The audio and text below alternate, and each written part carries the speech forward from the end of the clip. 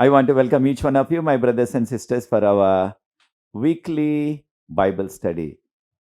This is on the fifth Sabbath school lesson. Fifth Sabbath school lesson. The title of our lesson is Jesus as the Master Teacher.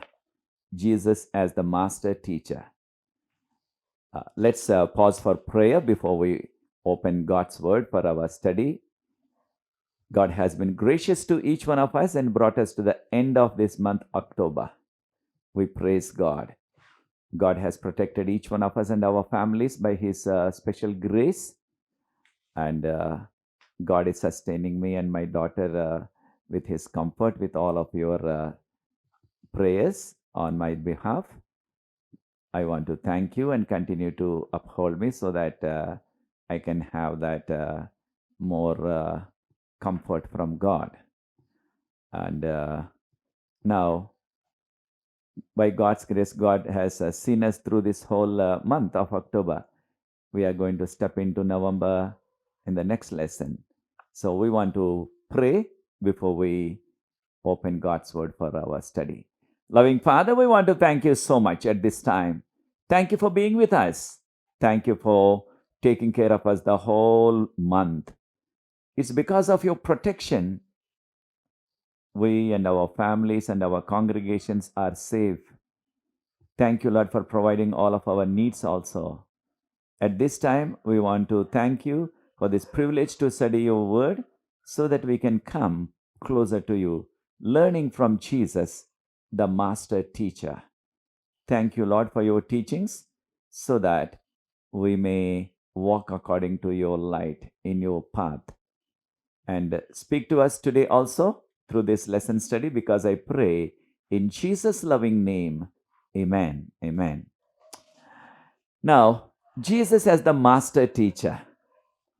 Among all the teachers, Jesus was the Master Teacher on this earth. There was nobody like him before.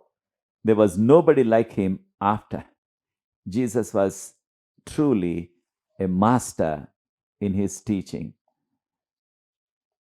And Jesus came to this world as a teacher. He could have come as a ruler, as a physician, as a rich man, as a social reformer.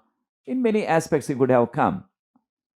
But he chose to come as a teacher because it is the teacher who now touches the lives of his students. It is the teacher who changes the lives of his pupil through his now passionate as well as master teaching. So Jesus came for this. Now our memory text is found, somebody can find this one. Our memory text is found in 2 Corinthians chapter 4, verse 6. Before we come to that, I want to tell you, when Jesus was on this earth, his teaching was outstanding. We say superb. Why?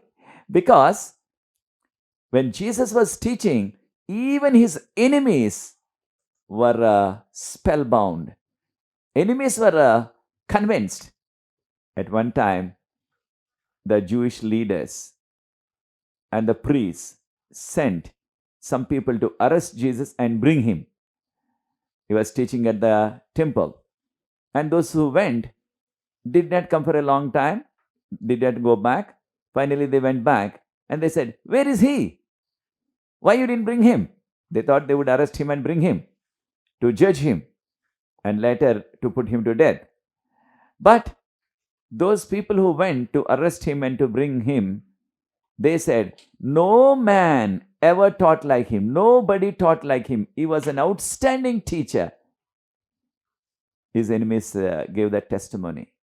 I want to tell you, sure, Jesus was now a teacher who could touch the lives and convince the people with his true teaching.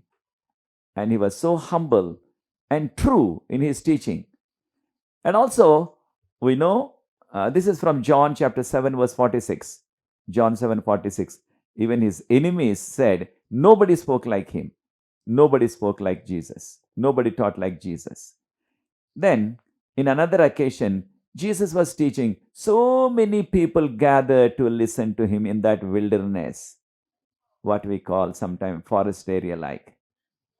Then Jesus continued to teach for 3 days, and people were there to listen to him. They did not go away. They did not go away. So he captivated them with his teachings. And what was the method of Jesus' teaching? Jesus used a number of parables to teach these great heavenly truths. A number of parables. We are told in Mark chapter 4, verse 34. Mark chapter 4, verse 34. Jesus never spoke anything without a parable. So, surely Jesus utilized the power of parables. Parable is a short story, and often it was not a real account, it was a made up story. But he used that one in order to convey a truth, like that rich man and Lazarus, or a prodigal son. So these were all short stories, or what we call parables.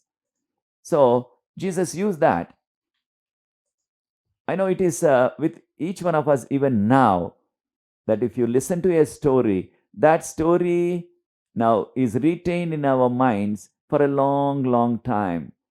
And how now impressive the words may be, after some time, we forget that good sermon.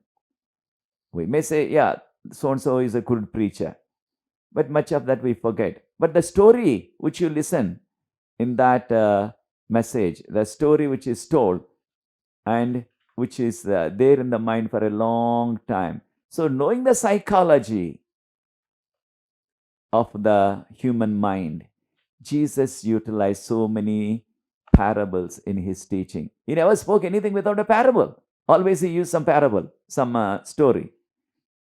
Maybe in order to be his sons and daughters to be good teachers on this earth, we need to also utilize this method of parables in our teaching, in our presentations, in our preaching. This is what we have to learn. Our memory text is 2 Corinthians chapter 4, verse 6. 2 Corinthians chapter 4, verse 6. Is there somebody who can read this one for us? For it is the God who commanded light to shine out of darkness, who has shone in our hearts to give the light of the knowledge of the glory of God in the face of Jesus Christ. Now, it's because of, thank you, young man, because of Jesus, all of this light is conveyed to us, revealed to us. When Jesus was on this earth, much of his teaching was centered around revealing the heavenly truths, revealing about the heavenly Father, God the Father, whom we call. That's why in Hebrews chapter 1, verse 1, 2, 3, and 4, four verses, first four verses, in the now olden days, in the now ancient days, God revealed himself through many different ways, like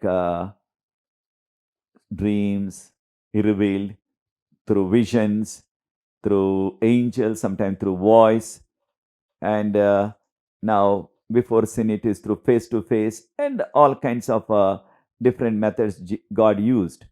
But among all of those methods, the best method to reveal the Father, to reveal the heavenly truths, was Jesus. Jesus revealed now more clearly about God the Father and about heaven. About heaven. That's why Hebrews chapter 1, verse 3. Hebrews chapter 1, verse 3, it says, Jesus was the express image of the Father. Express image, which means exact image like the Father.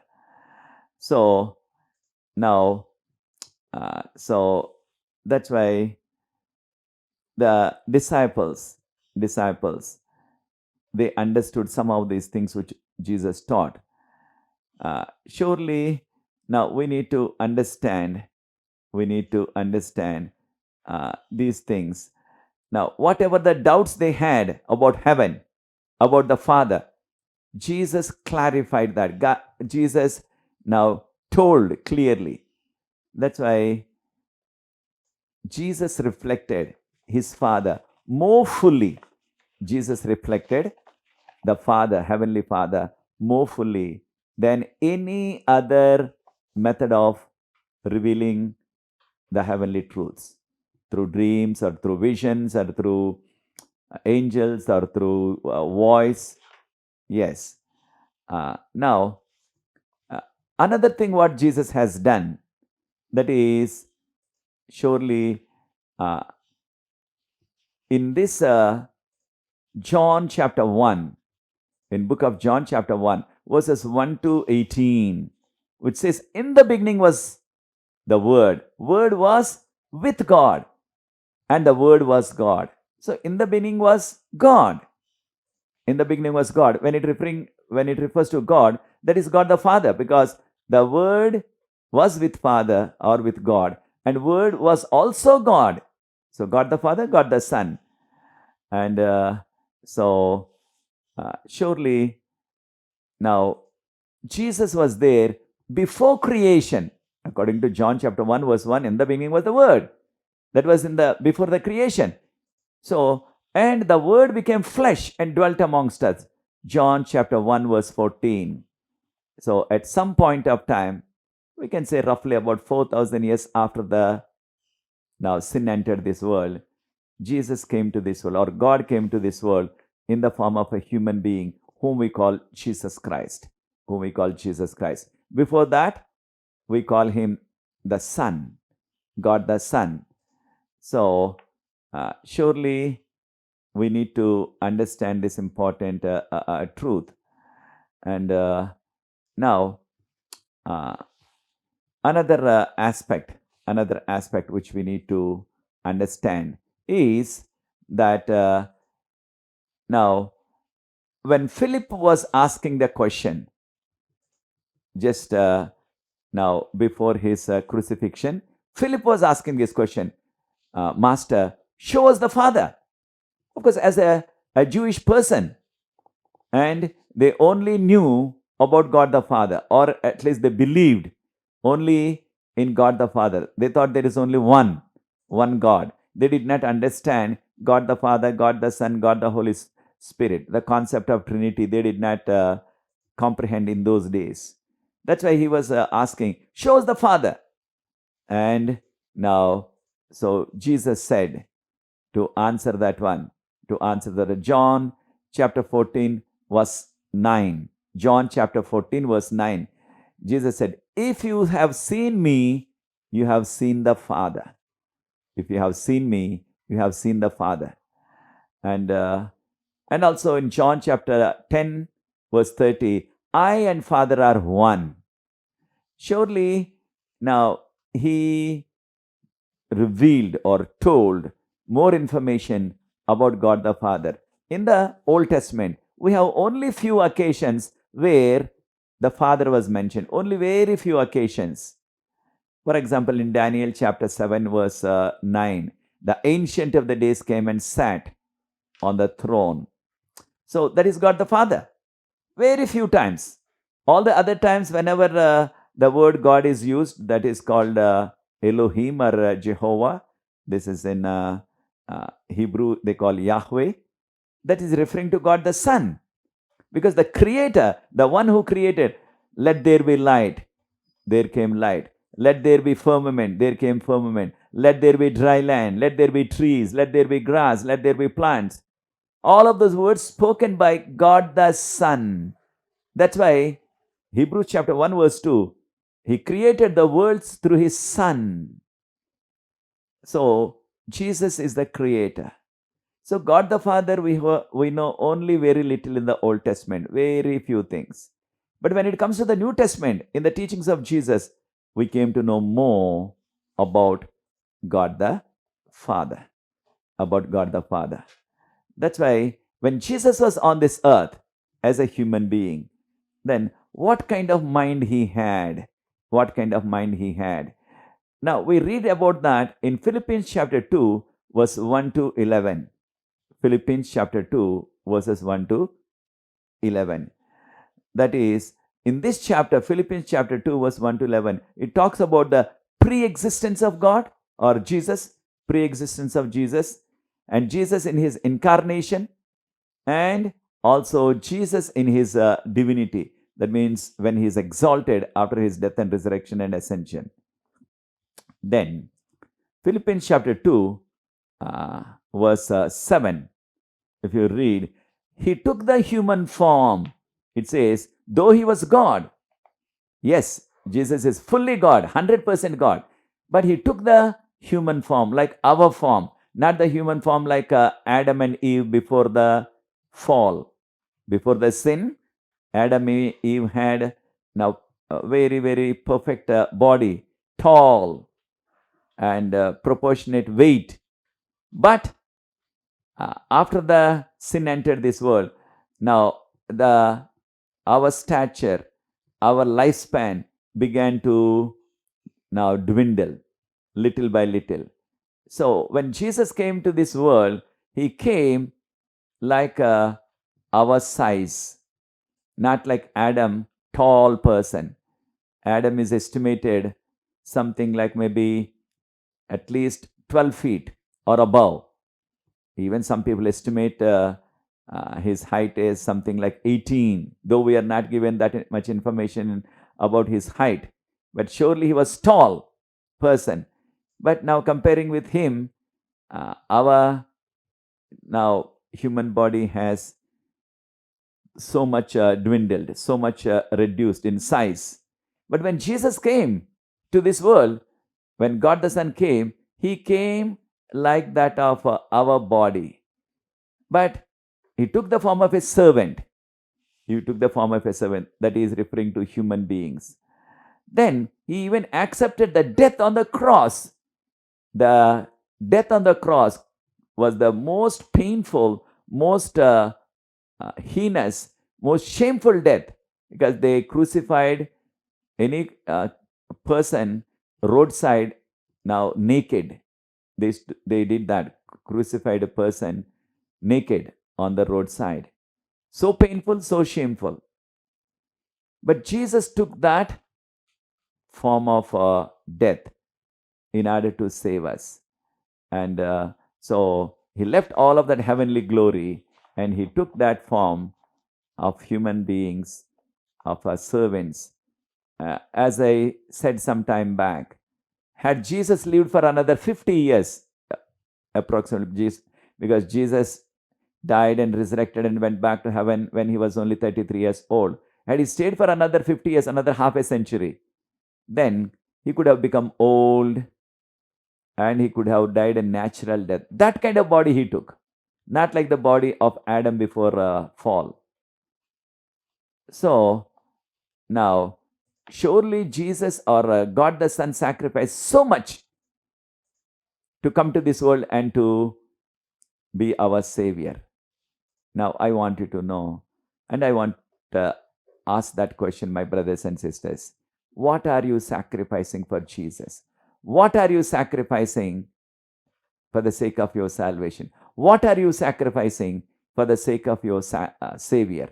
What are we sacrificing? Now, often we are not sacrificing anything. In fact, we are receiving more benefit. We are receiving many benefits in the name of the service of Jesus. In the service of Jesus. Only Jesus, when he was on this earth, only one time he used the vehicle. That was the donkey. Just before his crucifixion, he came to Jerusalem on a donkey. That was only the time he was riding on a donkey. All the other time, he was walking. So, how much humble he was. He was the heavenly now person. And in heaven, always angels now sing, holy, holy, holy. They carry him on the throne. We are told that is in Ezekiel chapter 1, verse 24, 25, and 26. And also Psalm 18, verse 10. He rode on cherubs. The angels carried him wherever he went. But such a God who became a human being, came to this world, which we call incarnation, and he was walking. He walked everywhere. Only one occasion, that's all, only one occasion. Today, many people who call themselves, I'm the servant of Jesus, they are looking for so much luxury. They're using so much of luxury with God's money, offering money, not their own money. And they're going for all of that extra luxury, extravagant life with the money of God's church. That is not sacrifice.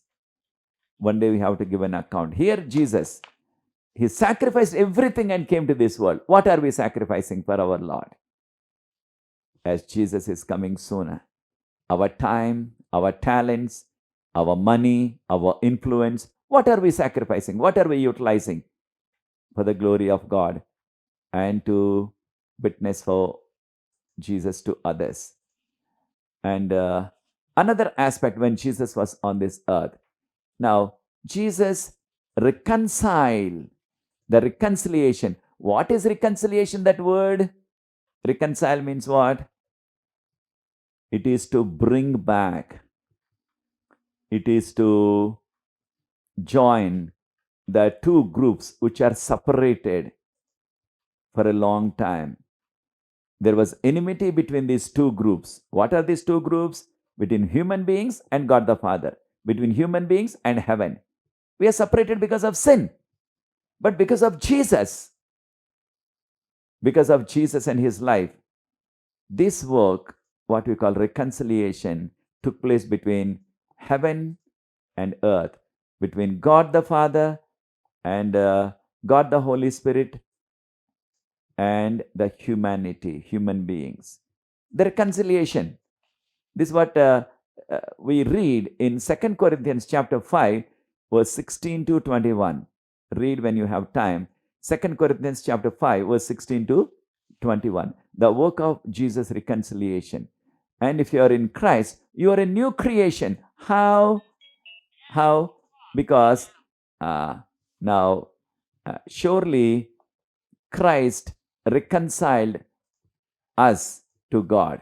He reconciled us to God. And now, verse 19, 2 Corinthians 5:19. Through Jesus Christ, the world now was reconciled unto God the Father. I want you to notice verse 20. 2 Corinthians chapter 5, verse 20. Christ reconciled unto God. Verse 21. 2 Corinthians 5:21, which says, now for our sake, for the sake of human beings, he became sin. Sin means he did not sin, but he took upon himself all the results of sin, including the death on the cross.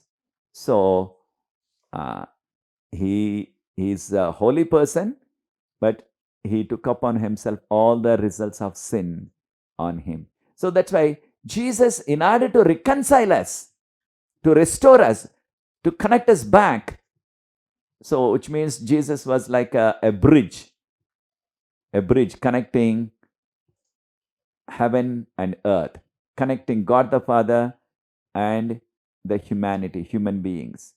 It's like a ladder to connect heaven and earth. So Jesus was the one who reconciled. And now, another aspect which we want to know, Colossians chapter 1, verse 15 to 17. Colossians chapter 1, verse 15 to 17, which tells about Christ as the creator of the entire universe, not only this world, the entire universe, the whole universe, everything, all the planets and all the other planets, including our world, created by God the Son. And Colossians chapter 1, verse 20, Colossians 1:20, it says, by the blood of his cross, surely he brought peace between God the Father and us, that is the human beings. He established peace because of sin. That loving relationship, or that relationship between God the Father and the human beings, is broken. But because of Jesus and his shed blood on the cross of Calvary, that now peace is established between God and the human beings. So that's why we are reconciled by Jesus Christ. That's why Jesus was the master teacher. Master teacher. So we need to tell our children, teach our children this important aspect in a simple terms. And now Jesus told, "Blessed are the peacemakers." Now this is during the teaching of the Beatitudes. Sure, our God is a Prince of Peace. That's why, as God's children, God's sons and God's daughters, we should be the people of peace. We should peacemakers, not peace breakers, not creating problems, but we should be peacemakers. Now, on this earth, the first followers of Jesus were shepherds. When shepherds, that night when Jesus was born, angel came and told, "I have a glad tidings, good news, that in the city of David, the Savior is born." Why they were there outside in the open sky? To protect their flocks, so that no thief can come to steal their steal their sheep. Nobody can come to damage their flocks. No wild animal can come to eat the sheep. So they were there around their sheep, protecting their flocks. But when they heard that news, what did they do? They left everything and went immediately. They did not say, "Oh, okay, we got this news, we'll go tomorrow. When it is daytime, we will go tomorrow and see." No. Immediately they went. Then they saw. And after seeing, they did not keep quiet. They started sharing. They started witnessing to others what they have seen. They started telling others also. So, yes, we need to do this also, witnessing what you have seen, what you have experienced, what you have learned about Jesus. We have to tell others. We have to teach. This is what we call teaching. So, now let us not be silent. Now, Jesus is coming. This is in Luke chapter 2, verses 1 to 13. And also in Matthew chapter 2, the wise men. Wise men came from east, very far. But they were heathen, not Jewish people. But they saw the star out of curiosity. They came to search. It was not a day or 1 week journey. It was a journey of several weeks in those days. But they took all of that weeks of journey, weeks and weeks and weeks of journey, took all the hardship to came just to see the Savior who was born. This is in Matthew chapter 2, verses 1 to 12. And now, when they found Jesus, then they worshipped him. Surely, we have to worship the Creator. We have to worship our Savior, not any other human being, not even angels. We should not worship even angels. We should only worship Jesus, the Creator, and our Sustainer, and our Redeemer. So, now we need to worship only, we should worship only the Creator and our Sustainer and our Redeemer, because Jesus came and died for us. He redeemed us through his death and resurrection. So we have to worship him. And not only worship him, we have to teach our children. We have to teach our children to worship the Creator, to worship the Sustainer, to worship the Redeemer. And also our educational system also must emphasize of the worship of the Creator God, that is Jesus Christ. That's why choose some school, choose some college, choose some university which emphasizes on worship of the Creator, worshiping the Creator. We need to choose such a school because we are preparing our children not only for this world and the world to come, that is for eternity. That's why we must teach our children from their now childhood days, if you want to call, from their preschool, about the Creator in simple terms and simple Bible stories. And now, lastly, this master teacher, Jesus Christ, and now is described in the New Testament as Alpha and Omega. Revelation chapter 1, verse 14 and verse 18, and Revelation 21, verse 7, or several places in Revelation, it is mentioned saying, Jesus is Alpha and Omega. What do you mean by Alpha and Omega? All of us know Alpha is the first alphabet of Greek language. Omega is the last alphabet. So often it is translated in English and the local languages, also vernacular languages, saying beginning and the end. But is there any beginning for God? No. For human beings, we have a beginning because we have a birth. We are born. That is the beginning. And the day will come, we die. That is the end. For us, we have starting point and ending point. Like any alphabet. Omega or alpha, starting point or starting alphabet, first alphabet. Omega, the ending or the last alphabet. Like that in English, A to Z. I know some people pronounce that one as Z in some parts of the world. But surely A to Z or A to Z.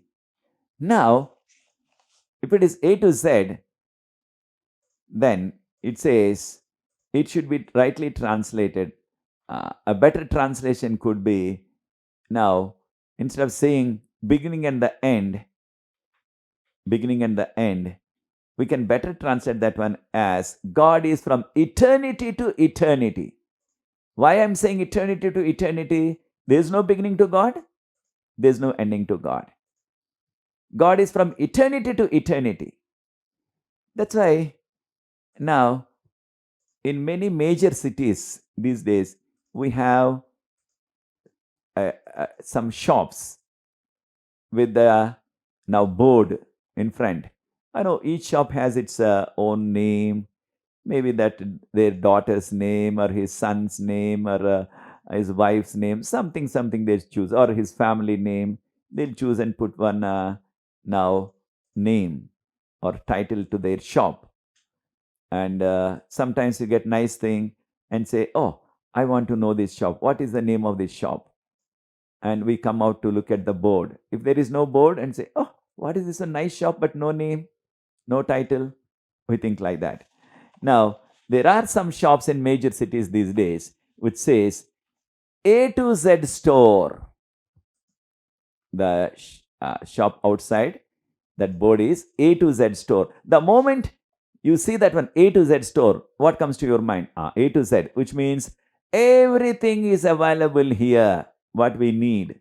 You name some notebooks, you name some pens, or you need some clothes, you need some grocery, you need some chocolate, you need some anything you name. Everything is available in this shop. That is the indication because it says A to Z store. A to Z store. Likewise, when it is said, that means A to Z means everything. Like that, when it says Alpha and Omega, when Jesus said, I'm Alpha and Omega, we can say Jesus is everything from eternity to eternity. No beginning, no ending to him. Whether it is God the Father, God the Holy Spirit, A to Z. That means everything from eternity to eternity. That's why surely Jesus was the master teacher. There is nobody who ever taught like him before him or after him. That means in BC or in AD, there was nobody like Jesus. When Jesus was teaching, even the beggar in the street could understand clearly. That was the art. That was the best art of our master teacher. Even the beggar could understand. Many times when we teach, and some of the simple people, humble people, illiterate people, they go out of the church saying, I did not understand much of that what he spoke. Because we want to use flowery language, we want to use very complicated big words to show that I have a master degree, I have a doctoral degree, or I have some power. So in order to show that one, they use very high and complicated words, which even educated people are finding it tough to understand. And sometimes they look for purposely some English dictionary to look for some hard word, big word, so that they can use that one, so that people will think that he's really a great scholar. But I want you to see the simple method of Jesus. Jesus as the master teacher. Jesus as master teacher. Then Jesus was using simple language. Even the beggar in the street could understand clearly everything what Jesus taught. And Jesus taught in parables. That's why he was a master teacher. As his sons and daughters living in these last days. So when we teach, let us now adopt his technique to be good teachers. Whatever we teach, whether we are teaching the Word of God, whether we are teaching other subjects, so let us adopt the technique of our master teacher, that is Jesus, our Savior, our Creator, our Redeemer.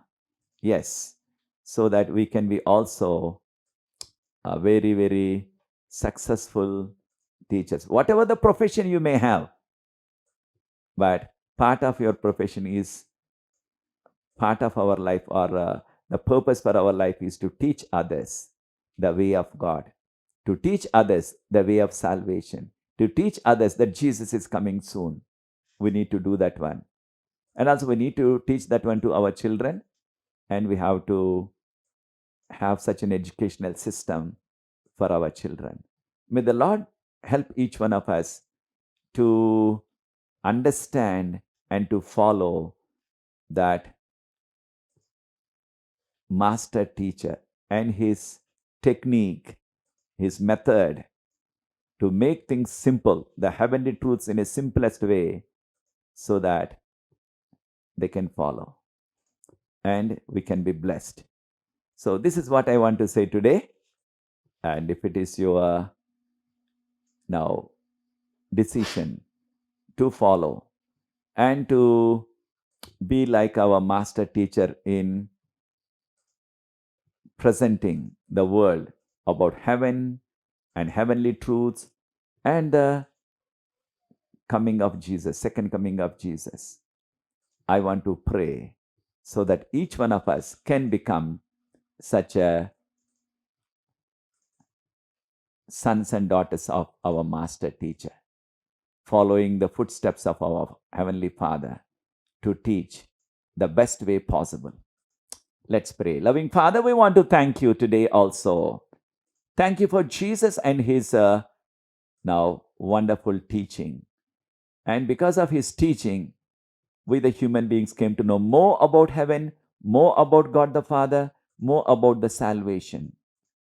Lord, help us as your sons and daughters to follow you in teaching the world, teaching the people around that you are only the Savior and you are coming soon to take us to heaven. Help us and bless us. Take care of us, Lord, and continue to lead us. And bless all of our brothers and sisters who are watching and also who are sharing with others some of these things, what they are learning. Bless each one of them who are sharing with others. Thank you, Jesus, and bless us and guide us and help us to step into month of November and lead us by your grace with your abundance of spiritual as well as physical blessings and your protection. Lord, as coronavirus is increasing, the second wave again in some places, We want your mercy to put an end to this virus in the world. Bless all of those who are serving the sick people, especially the health workers and government officials and other social organizations who are helping the poor and the needy. Lord, we need your special blessing on all of us. And thank you for being with us throughout this month. Sustain us by your grace, because I pray in Jesus' loving name. Amen. My brothers and sisters, I want to again remind you that we are uploading all of this now lesson studies into my YouTube channel. Now you are acquainted with my YouTube channel, Professor Sharad Babu. Most of you have already subscribed, and that's why we could see so many of you. And if you have not yet subscribed, you can please do so. It is absolutely free. And tell others and inform your friends and colleagues and others, family members, inform them so that they can also now get connected, and they can subscribe this one, which is absolutely free, by clicking, so that they can get update each time. And as each one of you are also noticing, we're uploading in Telugu language as well as English language these weekly Bible studies, the Sabbath school lesson studies. And also, I'm uploading each week at least one new message, new sermon. So that also you can get the notification if you subscribe, so that you can watch it whenever you have free time. We are doing it Saturday evening so that it will be helpful for many people during this tough time, lockdown time in many places. Still churches are not open, so that you can use that one as sundown worship message. Each week we have a message. So that's why pray for this ministry and inform others so that they can also join our YouTube channel. Thank you. God be with you until we meet again next week by God's willing. And let His protection and His peace and blessing be with each one of us and our families and our congregations. God bless you.